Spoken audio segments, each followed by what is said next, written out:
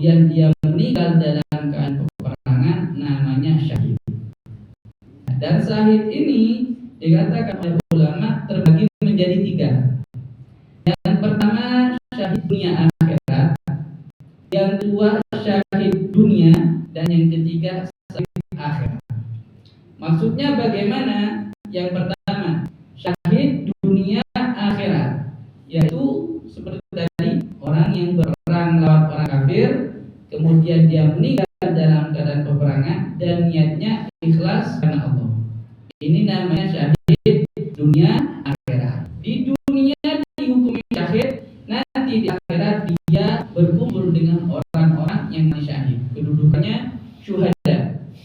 Ini ada tingkatan yang istimewa nanti di akhirat. Nah, orang yang mati syahid dunia akhirat ini, maka dia cukup dikafani kemudian dikubur, tidak dimandikan dan tidak disolati. Berarti orang mati dalam keadaan perang cukup dikafani kemudian langsung dikubur. Loh, kenapa kok tadi dimandikan? Ya, sedangkan orang muslim yang lain dimandikan. Dikatakan oleh ulama, orang yang berperang melawan orang kafir kemudian dia meninggal, maka bekas daripada peperangannya, entah kena tombak, kena panah, kena pedang, keluar darah, kemudian luka-luka, itu semua nanti di akhirat menjadi saksi. Sampai darahnya tersebut lebih harum nanti di akhirat daripada minyak yang paling harum di dunia.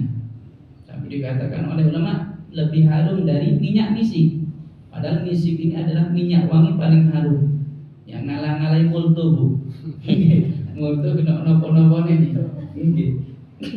Nah, itu lebih harum. Maka agar bekas ini tetap, tidak usah dimandikan.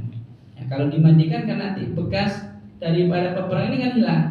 Maka tidak usah dimandikan, langsung dikafani.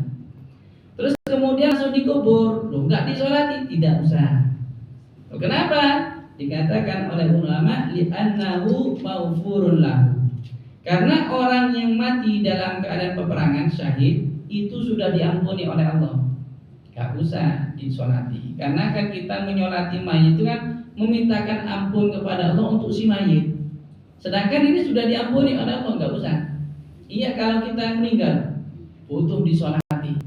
Maka adabnya kalau kita takziah sebenarnya itu cukup. Yang penting itu adalah mensolati kemudian mengantarkan ke kuburan. Ini yang penting. Bukan mau kata-kata banyak yang ngelawan tapi jagongan. Enggak, jagongan pikir embong rokokan. Dirokan yo kok ngambung timnas kok kalah ini. Gak mlebu Piala Dunia ya opo. Ya bukan itu, tapi apa? Yang diperlukan adalah mensolati dan mengantarkan ke kuburan. Karena mensolati penting, mendoakan si mayit ini. Nah, itu kalau mati dalam keadaan syahid dunia akhirat. Yang kedua, syahid dunia.